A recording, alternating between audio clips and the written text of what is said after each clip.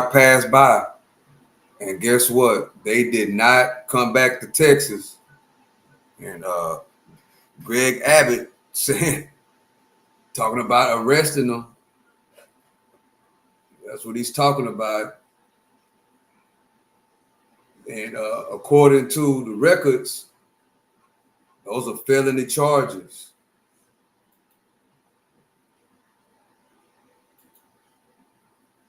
That it's a felony for them to flee the state after they are ordered to come in and vote on this rezoning bill. That's crazy. That those charges are actually felony charges. See, that's why I'm glad. That's why it's good to stay connected and see what's going on, so you can learn a lot of things. Some people probably didn't know that, but them fleeing is actually a crime. It's a felony in the state of Texas for lawmakers that have been ordered by the sitting governor, to come in and vote on this bill for them to actually burn off and leave and don't come back to the state. To actually burn off and leave. But the tactic is to try and, procrastinate and slow down and from that bill about the rezoning. So let's go over here and watch to see what's going on. I hope y'all having a great evening. I had a good workout today on the walk down. It was really, really, really, really, really good. I hope y'all enjoyed that walk down earlier. Let me get over here. I'm getting everything ready to rock and roll. Let's see. Trying to set everything up. Uh-oh. I just made a mistake. Hold on, chat. Go over here. Go right there. Hold on a second, chat. I'm trying to get set up right now. Okay, what's up to Don? Appreciate you for coming. Yeah, though earlier in the live, I don't know if you was in the live or not, Don, but for some reason the chat wasn't coming up on that live earlier on the walk down.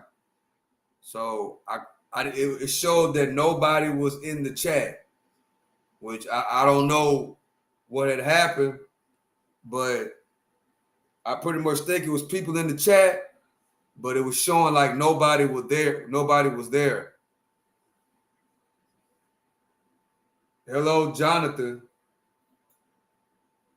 Jonathan, I'm not showing Jonathan in the chat, Don. Let me see. Let me look over here and see what's going on. Appreciate y'all for joining me. I am your host, the one and only Stock Sniper. I'm just trying to make sure the chat is showing up correctly.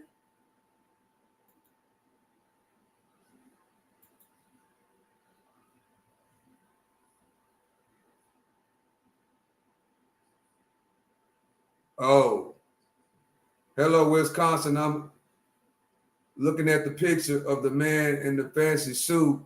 Is that George Bush? No, that's Governor Greg Abbott, the governor of Texas, which we're about to get into that right now. He's threatening, I don't know if you've seen the title, but he threatens felony charges against the Democrats who left Texas. They're supposed to be voting on the rezoning bill, but the Democrats, the Democratic lawmakers, they left the state. And apparently, by them doing that, that is a felony charge. So we learn something new every single day. So here we go. We about to see what Governor Abbott has to say. Appreciate y'all for joining me. I'm your host, the one and only Stock Sniper. If you're just not joining me, hit that like button for me so we can get more people in here. Here we go. So they're leaving and they've left because they're very un-Texan. Texans don't run from a fight, and there's a fight going on in the legislature right now about redistricting as well as other things. But I'll make two quick points, Dana, about this. For one, to run to states like New York and Illinois to protest redistricting is kind of like running to Wisconsin to protest cheese. It's just kind of outrageous. Those are New York and Illinois are two hallmark states that have already done redistricting to eliminate Republicans. But the second thing is far more serious, and that is what these Democrats have done. Just a small fraction of them were needed to break a quorum, and that small fraction is holding hostage legislation in the state of Texas where we will be able to provide assistance and reform for all of the victims of that horrific flood. Hello, Joyce. How you doing? Appreciate you for tuning in. You could be anywhere else, but you're here rocking with me, and I appreciate it. Flooding that we've had in the state of Texas.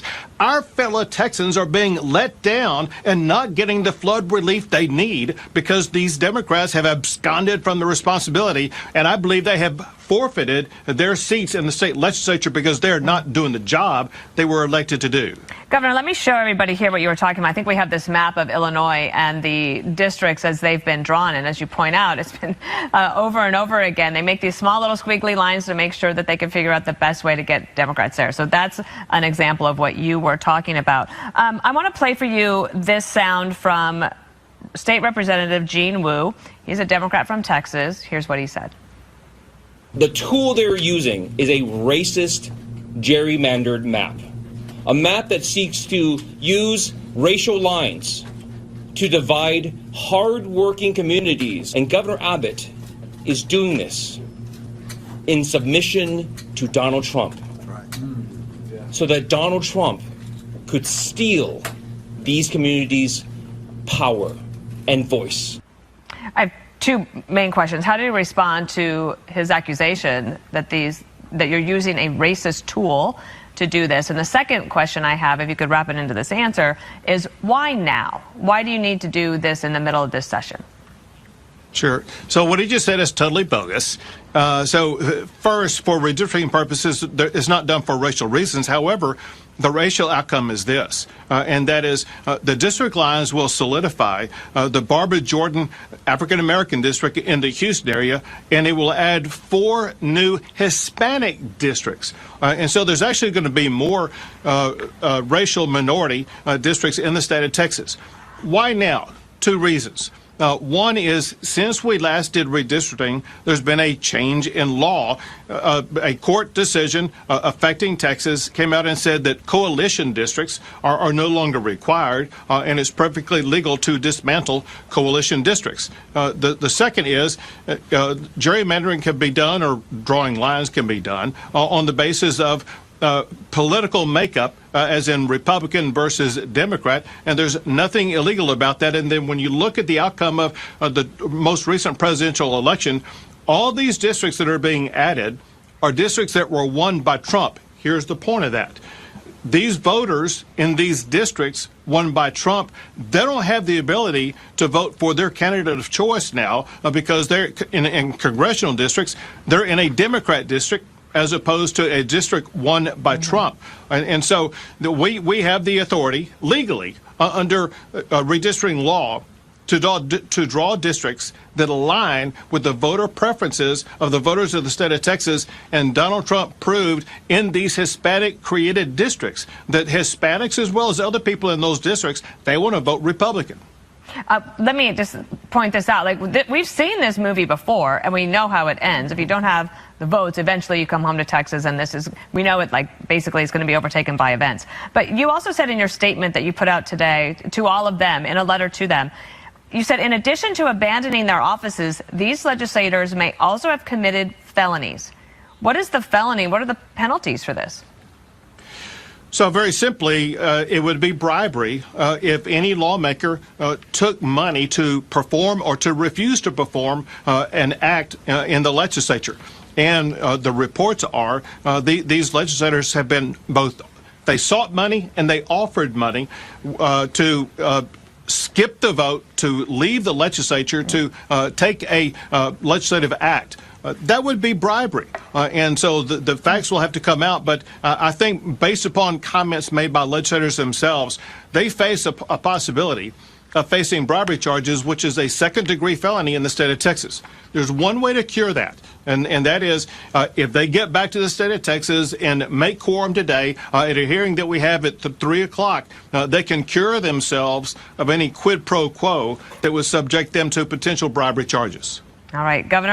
If I'm not mistaken, a second-degree felony is 2 to 10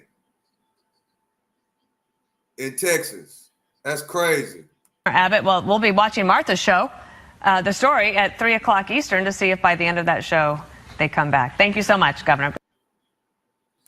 What's up, everybody in the chat? Appreciate y'all for joining me. I am your host, the one and only Stock Sniper. And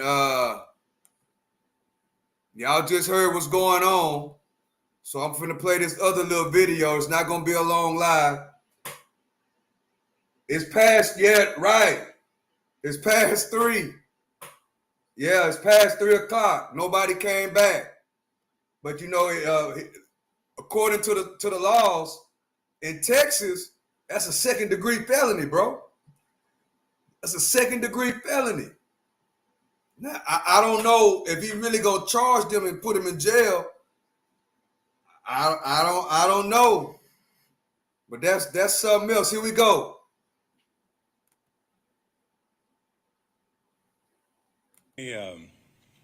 Start by saying my name is Harold Dutton. I'm from Houston. Most people say I'm from Fifth Ward. You'll understand that. And I guess that's true. One of the things I learned in Fifth Ward, about the 7th grade, was that we learned that in order to have democracy, it had to be of the people, by the people, and for the people. That's right. But in Texas, what we've changed that to is we're going to have democracy by being of the party, by the party, and for the party. That's right. That's absolutely crazy. And I want to correct something, and I think Representative Beasley said it. We're not running from anything. We're trying to make sure that when democracy is in Texas, it is going to be of the people, by the people, and for the people. And secondly, if you see us running in a fight, we chasing somebody. We ain't running from nobody. We're just not running from anybody. Now, let me end with this. I'm here because one of my constituents told me, she said, well, if you all are going to hang separately, you might as well hang together. And so I'm here with my colleagues because I don't think we're going to hang. Because another constituent said to me, Representative Green, said, you know the story in the Bible about Haman? Now I agree with that. In Texas, we ain't running from nobody. Shout out to him. I believe that. Yeah. In Texas, we ain't running from nobody, bro. Mordecai. Haman built the gallows for Mordecai. And guess who they put on the gallows first? Haman. And so I think all of this is going to backfire on these Republicans because I think they have raised democracy issues so far and so high that the people in Texas now are getting the message. And that's one of the reasons we're here. I'm thankful for the Illinois delegation. I have worked with them before. My first cousin was Monique Davis, who was a member of the Illinois delegation for a long time. She said to tell you all hello to because she wanted to come over. I had to stop her from doing that. But again, I think that the challenge for us is really to make sure that our people get to vote. And we're going to do that. What's up, chat? I appreciate y'all for joining me. As you come in, hit the like button and subscribe to the channel. We got, after he talks, you know who's coming up next? Jasmine Crockett. And we can't wait to hear what she has to say. Let's keep going. Hit the like button and subscribe to the channel.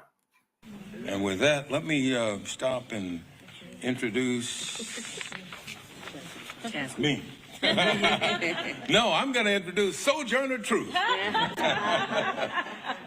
better known as Jasmine Crockett.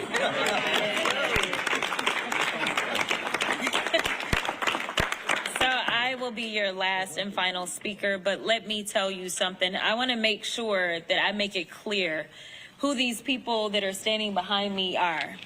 Because I don't think that the American people truly understand the amount of sacrifice that these warriors and heroes are making right now. Most people don't understand that in the Texas House, you only get paid $7,000 as it is as a salary. But these people are saying, listen, we are going to do our job because we understand our oath, unlike those that serve on the federal level and are Republicans, as well as those that serve in our current Supreme Court and happen to have been appointed by Republicans, as well as those that serve in the Texas House right now and happen to be Republicans. These are people that understand what it is to be a representative. They understand their constituencies, and instead of trying to stomp on them, they want to do everything that they can to stomp for them. And so that's why they're here. Now, let me say, this governor talks a lot of noise, and I made sure that I put up my warrant from 4 years ago to make it plain that they talk a lot of noise, but these guys are weak. That's why they're over here trying to bully people. Bullies are always weak. The difference is they expect Democrats to kind of be the nice guys that we are. They expect us to take the punch and say thank you. Well, I am here to tell you, not only are we going to punch back, but we're about to beat you down. That's right. Yeah. We are going to win. I'm going to tell you why we're going to win, because people are tired. And as it's already been said, we got a few truth tellers that came before us. A number of them came out of Texas. So I need y'all to understand that maybe you haven't learned these amazing warriors' names, but you will know their names. Y'all know how the president feels about me. Got my training ground right there in Texas. We know that there was another amazing black woman out of the state of Texas by the name of Barbara Jordan that had to check another corrupt president by the name of Nixon. So I'm here to tell you, just like I told a group of folk in Arizona yesterday, Frankie Beverly and Mays said it best. We are one. For everyone that's been asking, where are the Democrats? Well, here they are. For everyone that's been asking, where is the fight? Well, here it is. But let me tell you something. Don't leave them out on a ledge by themselves. They need to know that you, the American people, stand with them because they are standing for you. There's so many people that they will never meet, but they understand the importance of making sure that they have a voice when it comes to their government. They understand the importance of standing for what democracy is and making sure that it does not fall by the wayside. They understand that we have a What I want to know is, why did they even leave Texas? Why did they leave the state? They left Texas and went to New York, I believe. And I think now they're in Illinois. Why did they even leave? Hitler in the White House right now that thinks that he is going to become the dictator of the United States. Well, I got another thing to tell you, sir. The Democrats, no matter whether we're talking about these Texas House Democrats, or whether we're talking about the governor from Illinois, the governor from California, or whether we're talking about New York, or I can go through the states, and it's not just the governors.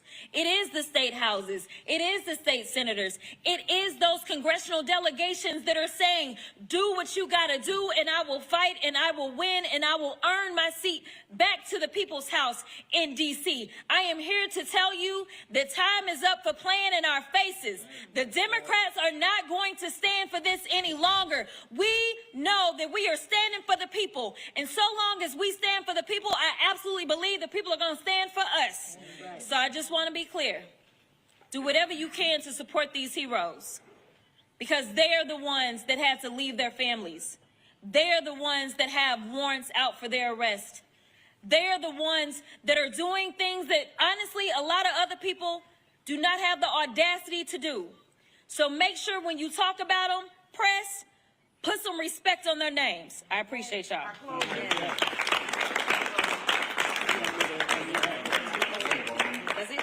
I thought she was going to talk longer than that. Oh, man, she disappointed me. I was expecting her to talk for at least 20 minutes, bro. Cause you know when she get the yappity yap, she get the going. Man, she didn't today. Oh, oh, we're done. We're done. Oh. No, we're done. Yes, we are. We done. That's what it says. Okay. We were supposed to have Ron do the closing. I'm Go sorry. ahead. I apologize. Sorry. I am State Representative Ron Reynolds, and I'm proud to serve as the Chair Emeritus of the Texas Legislative Black Caucus under the great leadership of our Chairwoman, Barbara Gervin Hawkins, and as Vice Chair of the House Democratic Caucus under the great leadership of Chairman Gene Wu. And we're all united, standing on the right side of history. You know, Congressman BC's right. It was 60 years ago that the Voting Rights Act of 1965 was passed into law. And it was signed by a great Texan by the name of Lyndon Baines Johnson. But that Voting Rights Act didn't come easy. It came as a result of people who made the ultimate sacrifice, people who we may remember, like Congressman John Lewis, who made good trouble. He risked his life to end Jim Crow. He did everything with other freedom fighters. They took freedom rides. They sat at lunch counters. They did everything they could to end poll taxes and literacy tests. And thank God, many of us here today would not be here but for the Voting Rights Act of 1965. It was, as Congresswoman Crockett said, Barbara Jordan, who was the first African-American congresswoman from the South since Reconstruction. She was only there because of that bill. And here we are on the right side of history trying to stop the Texas steal by Abbott and Trump that want to take us back. They literally want to take us back by disenfranchising Black and brown communities. And we say no. No, we say hell no. Not on our watch. We will not allow you to turn back the clock. We're going to continue to fight. We're going to continue speaking truth to power. We're going to continue doing everything we can to protect the precious fundamental right to vote.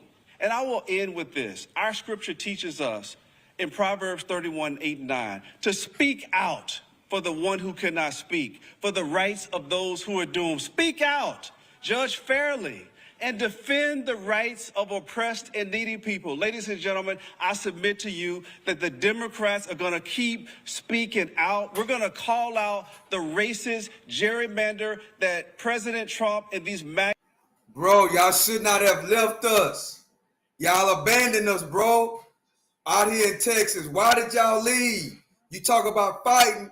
You're not supposed to leave. You ran. Y'all ran. Y'all supposed to stay here and fight for the people, right? Why are y'all running? MAGA extremists like Trump, like Abbott, want to push down our throats. Not on our watch. We're not going back. Thank you.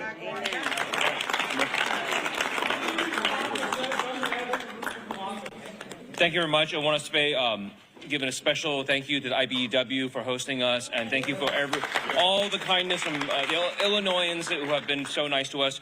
We're not going to do group questions. Members will be available for individual interviews if you want, but we do, the Democrats, our House Democrats do actually have to make another meeting, so we have a limited. Wait, did he just say they're not coming back to Texas? Did he just say we are not coming back? Did they just get ran out the state? Did they just get ran out of Texas, bro? He said we are not coming back. Amount of time here. Great, thank you. All right, just listening in there, different Democrats there on the state, but also federal level, including Jasmine Crockett, Al Green, other Democrats there speaking at this press conference there outside.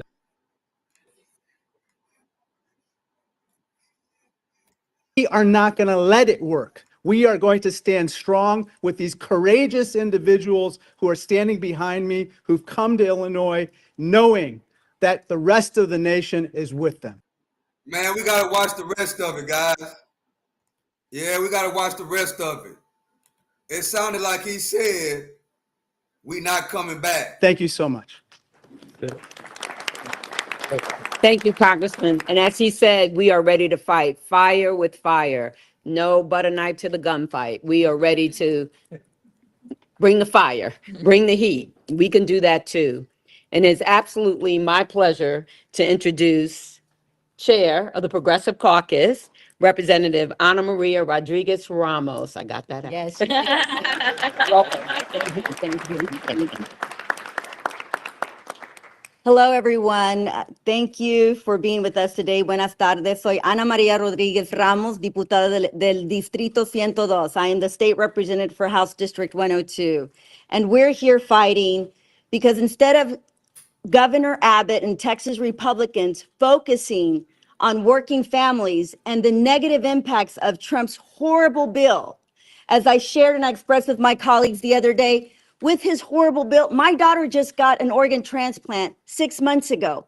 With his horrible bill, I don't know that we can pay 75% increase in premiums. It is going to hurt my family and thousands of families statewide and nationwide.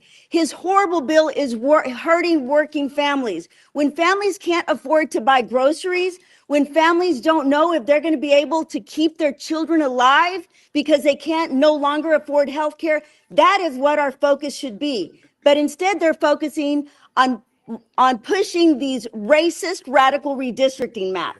And why is it racist? Because 70%, over 60% of our Texas population are Hispanic and African American and our Asian community.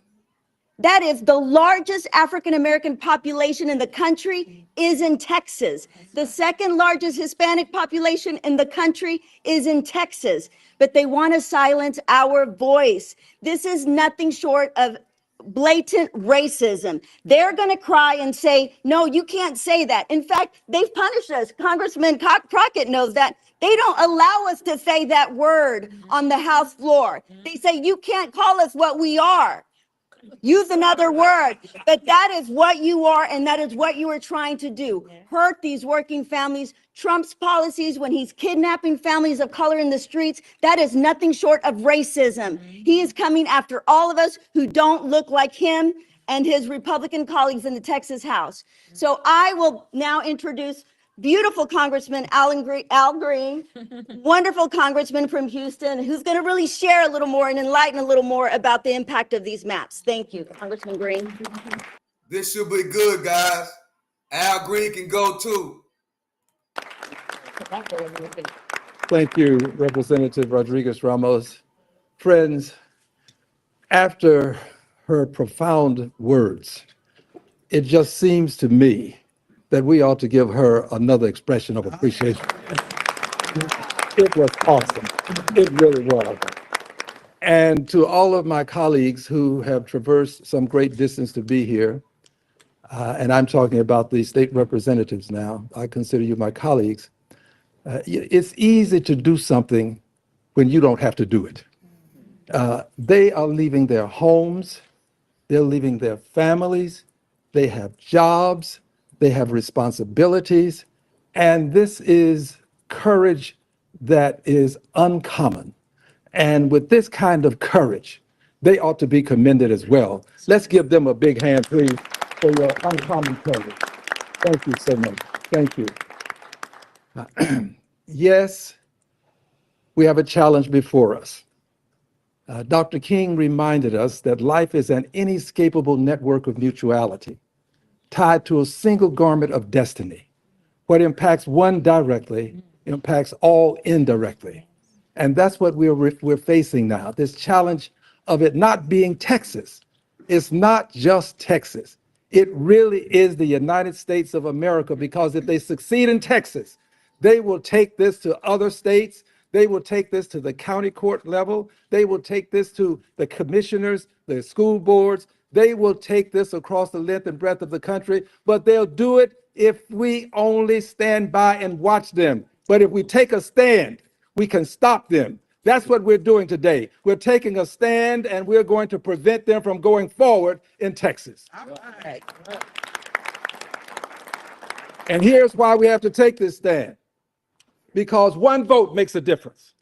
Right. One vote makes a difference. It was one vote that allowed them to get the big, ugly steal out of the House. One vote. And it was one vote in the Senate with the vice president casting that vote that allowed it to get out of the Senate and back to the House. Friends, I regret to tell you that the 18th Congressional District was not represented when that first vote took place. It was not. If the 18th had been represented, they'd have to find that one vote someplace else. One vote makes a difference. And in Texas, they are trying to silence 5 Democratic voices in the Congress of the United States of America. They have already made an effort to eliminate some of the districts. They are no longer going to be, there's no possibility of Democrats being elected. They are doing what the president has insisted be done. And I want you to know that we didn't introduce the race card. When this message was sent by and through the Justice Department to the state of Texas, to our Attorney General, they mentioned the race card because they talked about racial gerrymandering. They brought it up. And when they brought it up, they did it knowing that this was a buzzword. It was a trigger. They knew that if they could use the race card in Texas, where we've had white primaries, and when the Supreme Court said, well, you can't do that, then we had white pre-primaries, where we've had all sorts of obstacles to voting. They knew that that's a buzzword that people would respond to in Texas. But we are going to respond to that buzzword by telling them that your racism is not going to change democracy in the state of Texas, is not going to change it in the United States of America. Racism is going to be met with our taking a stand for democracy. You take a stand for racism, we will stand for democracy, and we will win. We will win. Democracy is going to win. My final comment is this. As you know, the president and I don't exchange Christmas cards. The president is a very vindictive person. He is a don't bring me any bad news person. Just fired someone because he got bad news. We friends have to understand what we're dealing with. And if we understand what we're dealing with, we can stop what we're dealing with. We're dealing with an egomaniacal person who believes that he has to be right, and if he's not, then the world is wrong. He would impeach judges that differ with him. He would fire people that don't give him good news. He would change congressional districts just to get rid of people that have challenged him. But I want you to know this, the challenge is not over. It is not. Yes, we have brought challenges against him, and I want to assure you of this. There are no circumstances that will prevent me from continuing to challenge the bigotry emanating from the presidency in policy. I will not stop, and I promise you, this president is going to, he's going to be brought down. Yes. He's going to be brought down. He has to be brought down. And I don't mean physically. I'm talking about politically. We will bring him down. He will be impeached again. I thank you. Thank you. Hello, Juanita. How you doing? Thank you for coming and joining my live. You could be anywhere else, but you're here kicking it with us, and we appreciate you.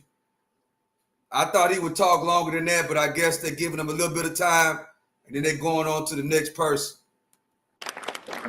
I'd like to bring on Chair Jessica Gonzalez. Hello, again, my name is Jessica Gonzalez, and I'm proud to represent House District 104, which includes parts of Dallas and Grand Prairie. I'm also honored to be the chair of the Texas House LGBTQ Caucus. Look, when we all got elected here, we were elected by our constituents, and that's who we work for. They elected us to represent their voices, their family, and their future. And that's exactly what we're all doing here by denying Texas Republicans quorum in order to pass these rigged congressional maps. And so I'm very proud to stand united with my Democrat colleagues. Look, one thing I do know is that Texas House Democrats know how to fight. We've been in these fights before. We've had to fight every single day when we're in regular session. And so we have our sleeves are rolled up, and we're ready to take this fight wherever it's going to take us, because our communities, our state, and our nation is definitely worth fighting for. Absolutely. And we know this is not about providing flood relief, because these congressional maps have been pushed. We have not had real discussions about providing folks relief who are in desperate need of it. And so we're just not going to stand for it. We're tired of it, and we're not going to let them do that to our communities.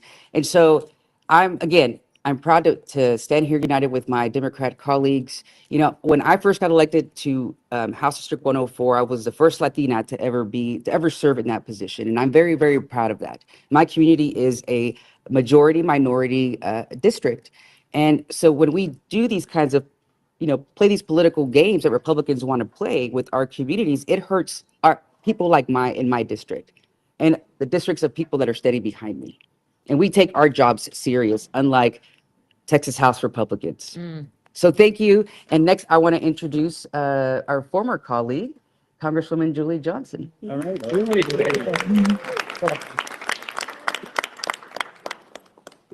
The most beautiful group of people. You know, it's a big honor for me to be standing here as a former colleague, a former member of the Texas House, a former quorum breaker, and protesting the right to vote in Texas, and now as a member of Congress. And you know what is happening is so outrageous. And I want to talk a little bit about my district and the impact that this is having. So I represent Texas 32nd Congressional District. It's an urban district. It's 80% in Dallas County, a little bit of the Collin County, the county to my north, and a little bit of Denton County. But for the most part, it's very urban. There's not a single farm plot in Texas 32. They have divided it into 7 new congressional districts. 2 that go all the way to the Oklahoma border. 2 that go almost from Dallas to the Louisiana border. And then the others in a mishmash of rural Texas. My district I have 7 cities that have been dismembered, paired with 6 to 7 rural counties.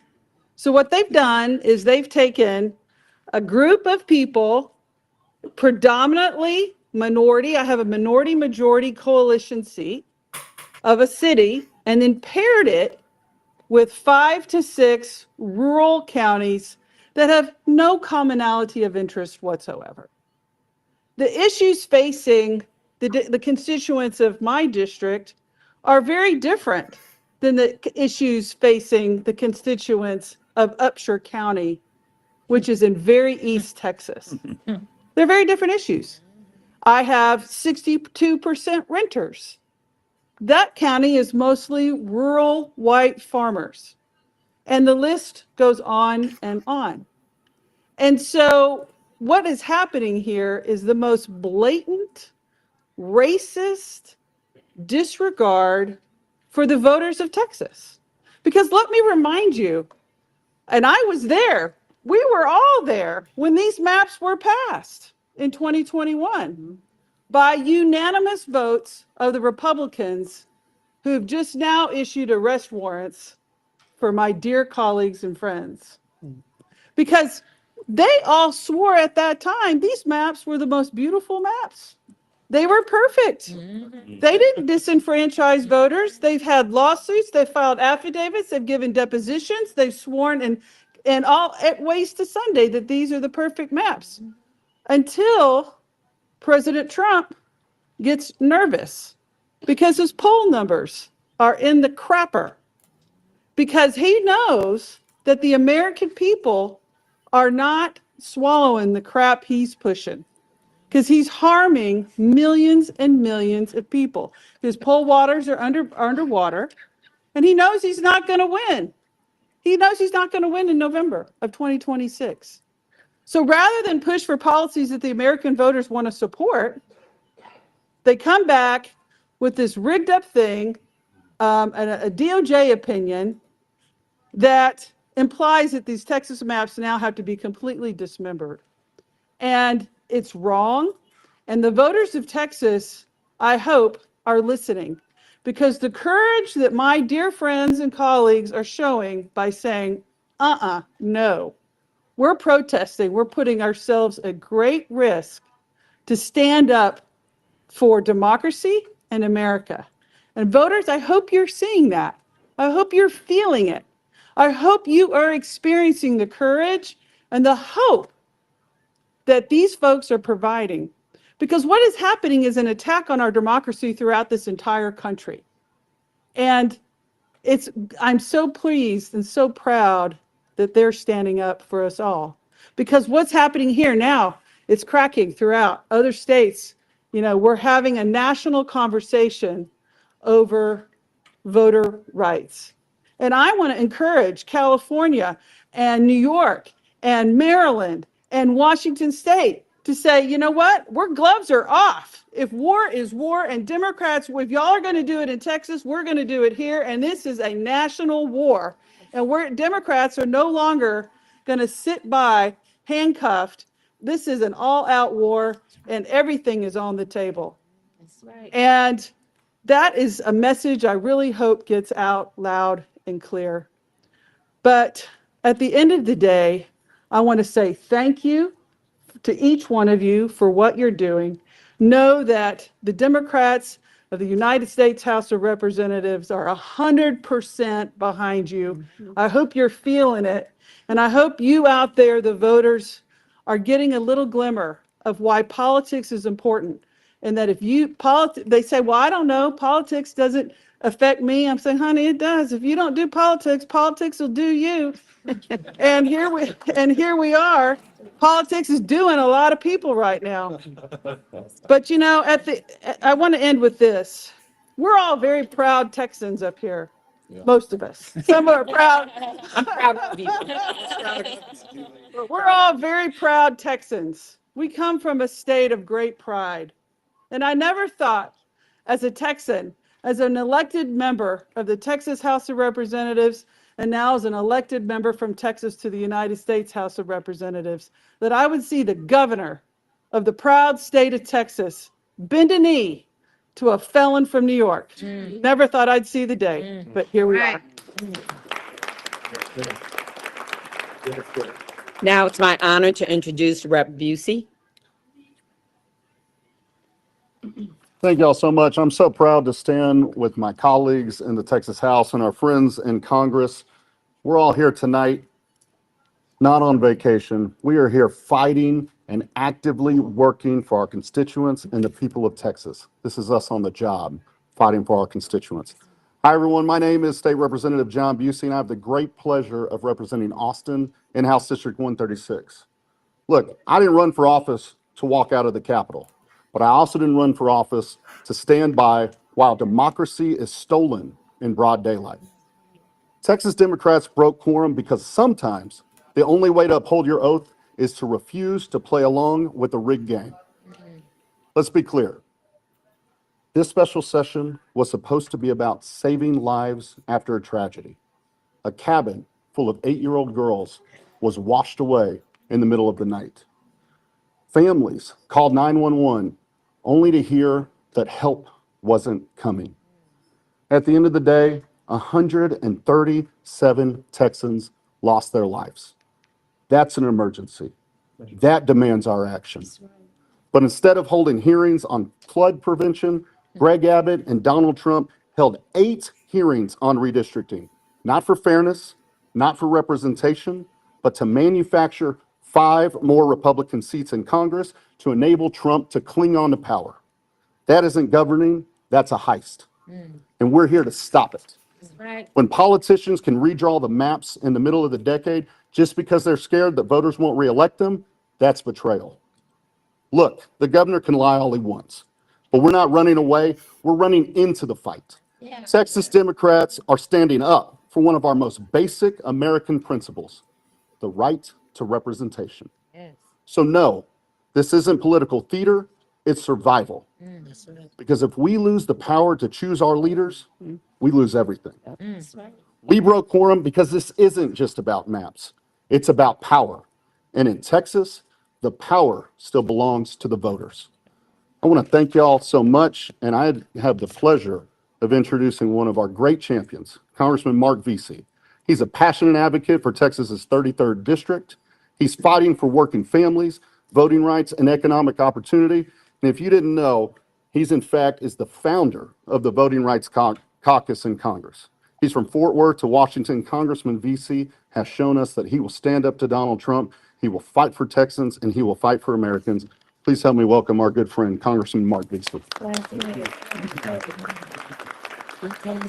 Thank you, Representative. And you know, the press, y'all been getting something wrong. I've been seeing a lot of headlines that say that these Texas legislators are fleeing. These Texas legislators ain't fleeing. These Texas legislators are fighting. Yeah. Right. They are fighting corruption. They are fighting racism, and they are fighting rigging. And that is what it is all about. And I got to tell you, it's crazy to think about this. 60 years ago today, the Voting Rights Act of 1965 declared that no American, no Black American, no Latino American, no Asian American, no working class voter would ever be denied their voice in our democracy because of who they are or where they live. But that promise is under attack today by Greg Abbott bending a knee to Donald Trump, and it is absolutely wrong and it is embarrassing. And I got to tell you, I'm proud of these heroes that are standing behind me, some of which are my former colleagues in the state legislature, where I spent 8 years before going to Congress. And I got to tell you, I came into Congress right after the 2003 mid-decade redistricting, when a group of Democrats had just left the state to block discriminatory redistricting that had happened literally just before I was sworn in. And I got to tell you, we made a big mistake back then. We had no blue states back during that time period after Tom DeLay did his mid-decade redistricting. We didn't have any Democratic states that followed suit. And so it gave them the incentive to do it again. And that's why we are here right now. But I got to tell all of my friends that are Republicans that are out there watching right now, the game has changed, baby. It ain't the same no more. It ain't the same no more. We are going to match Donald Trump's energy when it comes to redistricting.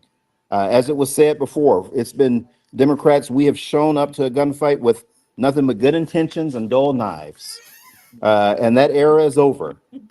We are not going to unilaterally disarm. And that's what's different this time around. And so to the governor of this state of Illinois, the governor of California and New York, thank you for standing tall with us.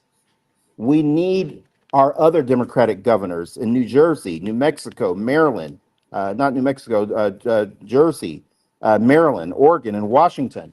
We need for them to stand with us now also.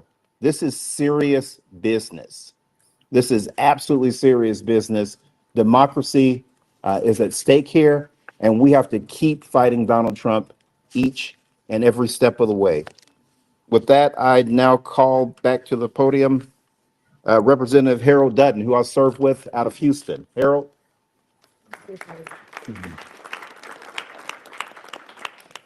Good afternoon, everybody. Let me start by saying my name is Harold Dutton. I'm from Houston. Most people say I'm from Fifth Ward, and you'll understand that. And I guess that's true. One of the things I learned in Fifth Ward, about the 7th grade, was that we learned that in order to have democracy, it had to be of the people, by the people, and for the people. That's right. But in Texas, what we've changed that to is we're going to have democracy by being of the party, by the party, and for the party. That's right. that's absolutely crazy. And I want to correct something, and I think Representative Beasley said it. We're not running from anything. We're trying to make sure that when democracy is in Texas, it is going to be of the people, by the people, and for the people. And secondly, if you see us running in a fight, we chasing somebody. We ain't running from nobody. we just not running from anybody. Now, let me end with this. I'm here because one of my constituents told me, she said, well, if you all are going to hang separately, you might as well hang together. And so I'm here with my colleagues because I don't think we're going to hang. Because another constituent said to me, Representative Green, said, you know the story in the Bible about Haman and Mordecai? Haman built the gallows for Mordecai. And guess who they put on the gallows first? Haman. And so I think all of this is going to backfire on these Republicans because I think they have raised democracy issues so far and so high that the people in Texas now are getting the message. And that's one of the reasons we're here. I'm thankful for the Illinois delegation. I have worked with them before. My first cousin was Monique Davis, who was a member of the Illinois delegation for a long time. She said to tell you all hello too because she wanted to come over. I had to stop her from doing that. But again, I think that the challenge for us is really to make sure that our people get to vote. And we're going to do that. And with that, let me stop and introduce me. No, I'm going to introduce Sojourner Truth, better known as Jasmine Crockett.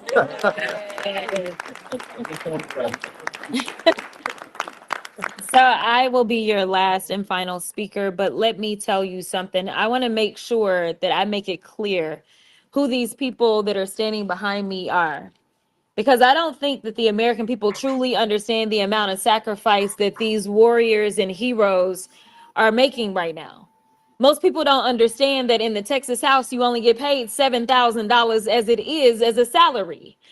But these people are saying, listen, we are going to do our job because we understand our oath, unlike those that serve on the federal level and are Republicans, as well as those that serve in our current Supreme Court and happen to have been appointed by Republicans, as well as those that serve in the Texas House right now and happen to be Republicans. These are people that understand what it is to be a representative. They understand their constituencies, and instead of trying to stomp on them, they want to do everything that they can to stomp for them. And so that's why they're here. Now, let me say, this governor talks a lot of noise, and I made sure that I put up my warrant from 4 years ago to make it plain that they talk a lot of noise, but these guys are weak. That's why they're over here trying to bully people. Bullies are always weak. The difference is they expect Democrats to kind of be the nice guys that we are. They expect us to take the punch and say thank you. Well, I am here to tell you, not only are we going to punch back, but we're about to beat you down. That's right. Yeah. We're going to win. I'm going to tell you why we're going to win, because people are tired. And as it's already been said, we got a few truth tellers that came before us. A number of them came out of Texas. So I need y'all to understand that maybe you haven't learned these amazing warriors' names, but you will know their names. Y'all know how the president feels about me.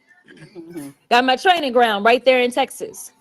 We know that there was another amazing Black woman out of the state of Texas by the name of Barbara Jordan that had to check another corrupt president by the name of Nixon. So I'm here to tell you, just like I told a group of folk in Arizona yesterday, Frankie Beverly and Mays said it best. We are one. For everyone that's been asking, where are the Democrats? Well, here they are. For everyone that's been asking, where is the fight? Well, here it is. But let me tell you something. Don't leave them out on a ledge by themselves. Right. They need to know that you, the American people, stand with them because they are standing for you. There's so many people that they will never meet, but they understand the importance of making sure that they have a voice when it comes to their government. They understand the importance of standing for what democracy is and making sure that it does not fall by the wayside. They understand that we have a Timu Hitler in the White House right now that thinks that he is going to become the dictator of the United States. Well, I got another thing to tell you, sir. The Democrats, no matter whether we're talking about these Texas House Democrats, or whether we're talking about the governor from Illinois, the governor from California, or whether we're talking about New York, or I can go through the states, and it's not just the governors. It is the state houses. It is the state senators. It is those congressional delegations that are saying, do what you got to do, and I will fight, and I will win, and I will earn my seat back to the people's house in D.C. I am here to tell you that time is up for playing in our faces. The Democrats are not going to stand for this any longer. We know that we are standing for the people. And so long as we stand for the people, I absolutely believe the people are going to stand for us. So I just want to be clear. Do whatever you can to support these heroes, because they are the ones that had to leave their families. They are the ones that have warrants out for their arrest. They're the ones that are doing things that, honestly, a lot of other people do not have the audacity to do. So make sure when you talk about them, press, put some respect on their names. I appreciate y'all. That's it. That's it. Put some respect on their name. We're done. We're done. No. Oh. We're done. No, we're done. Yes, we are. We done. That's what it says. Okay. We were supposed to have Ron close, Oh. do the closing. I'm sorry. I apologize. Sorry. I am State Representative Ron Reynolds, and I'm proud to serve as the Chair Emeritus of. And that's it with them, guys. Yeah, I appreciate y'all for joining me. Let's see what the votes say. 738 votes. 53%. Violent criminals getting a slap on the wrist, while good, Hold up, law-abiding guys. citizens get ignored. They're fed up with schools that push politics instead of reading, writing. 53% says yes, they should be arrested. 47% say no. Whoa, that's a real close vote. 744 votes. If you're just not joining me, please go vote. We're trying to get the votes up to 1,000. I would love to get the votes up to 1,000. So if you're just not coming in, please go vote. Should these Democrats be arrested for fleeing the state? They say it's against the law. They say it's a felony. Should they get arrested? We're going to try to get the votes up to 1,000. We're around 250 more to go.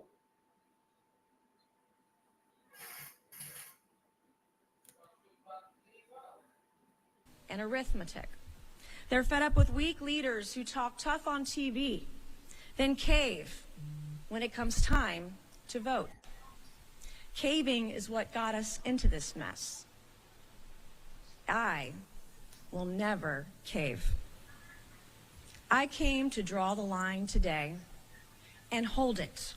And we will do this together. So before I tell you where we're going, let me tell you where I came from. My dad was a retired Army general. My mom, who's here this morning with her shades on, looking good, Mama. Hello, Henry 89. Thank you for joining me. We got 764 votes. We're trying to get it up to 1,000.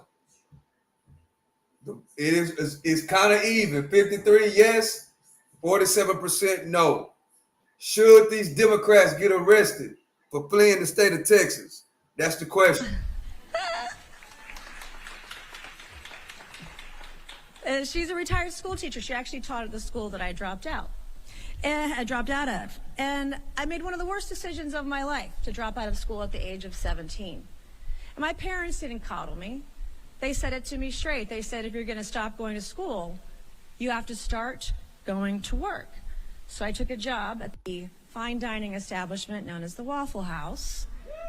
There we go. My Waffle House people. Denny's was a little too highbrow, right, Mom? Exit 203 in Ladson.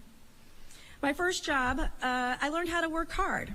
And while Waffle House was an important part of my journey, it would not be my destination. So I went from making waffles to making history right here where we are standing on hallowed ground this morning, the Citadel, the Military College of South Carolina, because 26 years ago, this summer, this high school dropout became the first woman ever to graduate from the Citadel Corps of Cadets right here in South Carolina. A college where we don't burn American flags, we salute them.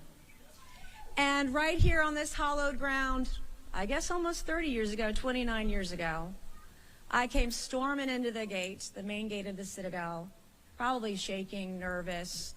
I asked my father to help me drop my goods off in my dorm in the barracks, number 2 barracks, Pageant Thomas Barracks, and he said no. I had to do it on my own. I remember my parents, my mom, my dad, dropped me off at the barracks here at the Citadel. I asked for a hug. My dad shook my hand, and he said, don't call home if you want to quit. Just put on your shoes and start walking. And I didn't quit because I had something to prove to myself, because when everyone said, no, Nancy, you can't do that. No, Nancy, you will never make it. No, Nancy, you don't have the ability to be successful. No, Nancy, you won't win. I said, watch me. And I learned about having courage. I learned about having discipline. I learned what it takes to lead no matter the odds. Because leading a district, a state, a country means you have to do hard work. When you're doing it right, it's hard, it's not easy. And I learned right here at the Citadel how to hold the line, no matter the odds. And now I'm ready to hold the line for something bigger. And that means putting South Carolinians first. That means putting your families first, putting our workers first, putting our laws first, and our values first. Something that's been ignored for decades here in the great state of South Carolina. Not the illegals who are flooding our state. We have Sinaloa cartel here. We have MS-13. We have Tren de Agua. They are all here. And we will work with ICE better than ever to ensure that anyone who is here illegally gets deported immediately. We will work with ICE in every respect. If we need housing for ICE, we have it. If we need to have boots on the ground to help ICE, we will do it. We will do everything in our power. And we will not let another sanctuary sheriff dictate who gets to stay here when they're here illegally. We will not allow another sanctuary sheriff to let out rapists, murderers, and illegals who are here, who are child molesters, out onto the streets of South Carolina. Not on my watch. Now, we will hold the line against the gender cult that has invaded our schools. And we've seen it. Just a few months ago, I noted how Clemson University had 15 genders on a form. Did you know male and female were not two of the options? So you know what we did? We made a statement about it. And you know what Clemson did 3 hours later? They took the form down. Dang. And I'm not even governor yet. So imagine what we can do from the capital of Columbia when we are governor. We're going to hold the line against the elites who are clinging to power. We're not going to support the lawbreakers. We're not going to support the brainwashers, not the back room. South Carolina belongs to you, her people. I will hold the line on taxes by giving the state a plan to cut taxes down to 0% over the next 5 years, and we'll get to that in a minute. Because the fastest way to kill your freedom is to tax it. All right, want to look at Greg Abbott's statement outlining the consequences to the Democrats that breaks the quorum, including the potential loss of their seats and felony violations. Wow. They can lose their seats and it's a felony violation. I'm not going to read it word for word, but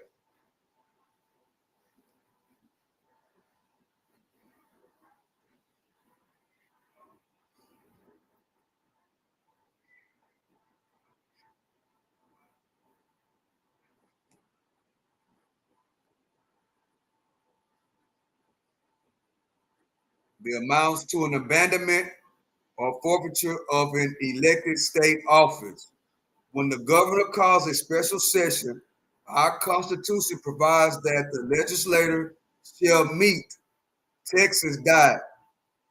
I guess that means Cons died Article 3. It's not optional. It's a duty.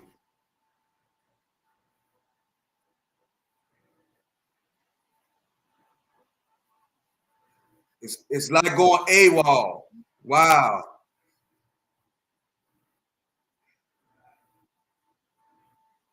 At 3 p.m., they're supposed to be there today. They didn't make it. For any member that fails to do so, I will invoke Texas Attorney General to remove the missing Democrats from membership in the Texas House. And that option, the Attorney General consider whether laws allows for determination that a legislator has vacated office.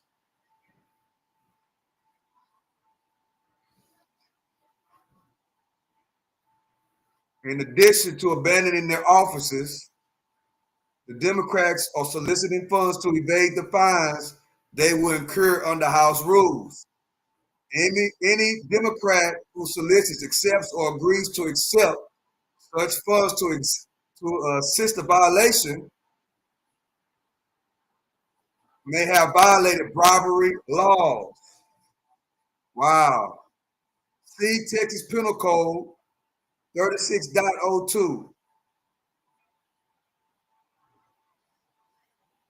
The same could be true for any other person who offers, comforts, or agrees to comfort such funds to fleeing Democrat House members. I will use my full authority to potentially out-of-state felons.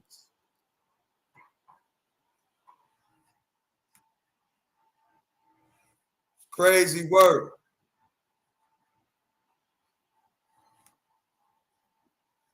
Against Democratic incumbent Jon Ossoff. So remember, this is one of the key races we are watching come 2026. The Georgia Senate race. Jon Ossoff's term is up. And now many Republicans are jumping in to try to flip this seat from blue to red. Now the latest there is Hello, Nancy. How you doing? Former head football coach at the University of Tennessee. This was his announcement video on social media today. Let's listen. Started going to Georgia's practice as long as I can remember. I think my first games that I really remember were probably the 1975 season. I guess I was about 7 then. You know, one of the great milestones for me as a kid was when I was old enough to where my father would trust me. Living a genocide every single day. We will need the world to step up. We will need the world to step up in a way that they have not done at all until now. The world is watching what is happening here, and we will need the international community to come in and to actually first help stop what is happening, and then we will need a flood of assistance to help people recover, which will be a matter of years, decades, generations for people to recover from what we have, from what they've lived through these last 22 horrendous months. One thing I will. Top stories. 44. After that, I have never seen more humanity in Gaza than in the healthcare workers here. In my life, I have never seen more humanity than I have encountered in Gaza. And that is the one thing that gives me hope that, yes, it is possible. We need the international community to step up to their moral obligation to make this stop and to help the recovery. But I have an unwavering belief in the fact that it is possible when I see my Palestinian colleagues work every single day. Well, more Palestinians are starving to death each day. Since October the 7th, 2023, 181 have died from malnutrition, caused by an acute lack of food for many months. More than half of them died in the past 2 weeks. Children continue to suffer the most in this man-made crisis. Oh, man. 94 of those who've died from malnutrition in Gaza are children. And a warning to our viewers, some of the images in this report. Did y'all see those images, man? That was not good. From Kulsum Sharif, are distressed. Man, bro. At a school-turned-shelter for displaced Palestinians in northern Gaza, Sama Mater cradles her son.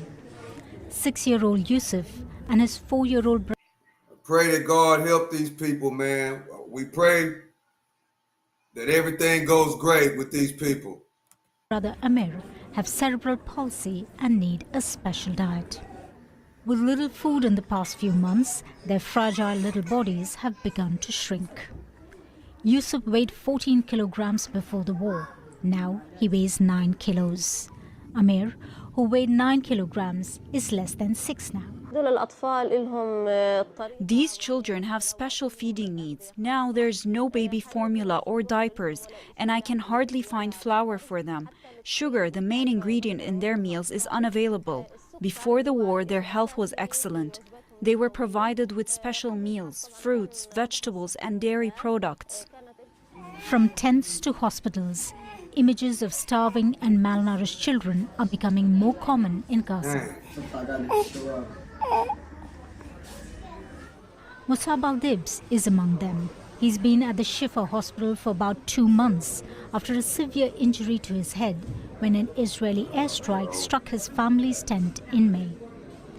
The 14-year-old is largely paralyzed and severely malnourished because the facility no longer has supplies to feed him.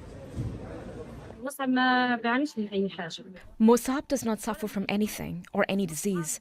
Musab now suffers from severe malnutrition. He suffers convulsions as a result of a hit that affected his brain. Even his nerves are stiff.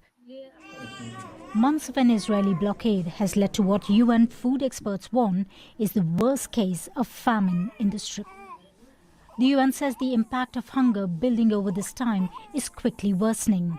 They need to get them more food, man. They're not getting enough food down there. Doctors are struggling to provide care. Crazy. Let's see what we had on the vote. During this period, the children suffered malnourishment due to starvation. There are not enough nutritional supplements. We have some children that we keep in the hospital to observe due to extreme malnutrition. 821 votes. Only a trickle of aid has entered Thank Gaza. y'all for voting, everybody that's been participating. It's led to alarming levels of starvation orchestrated by Israel. Yes. And it's begun to take a toll on the young and the old. At this hospital bed, yes, a mother's comforting words tell her son no. He will get better. Kulsum Sharif, Al Jazeera. Meanwhile, more than 600 former Israeli security officials have called on US President Donald Trump to end Israel's war on Gaza. The officials include former Mossad and Shin Bet chiefs.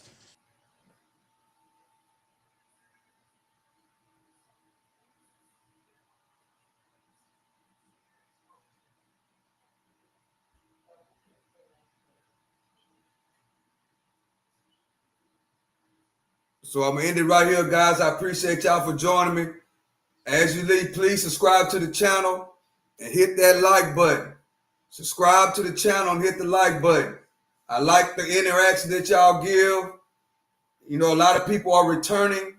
I can see I can see a lot of people are returning to the channel. I really, really appreciate y'all. So I'm going to end it right here, guys. I hope y'all have a great night. To the next one. Let's see. All right, that's it, guys. I appreciate y'all for joining me. To the next one, I'm out. Y'all have a great night, chat. I love and I appreciate y'all. I'm out.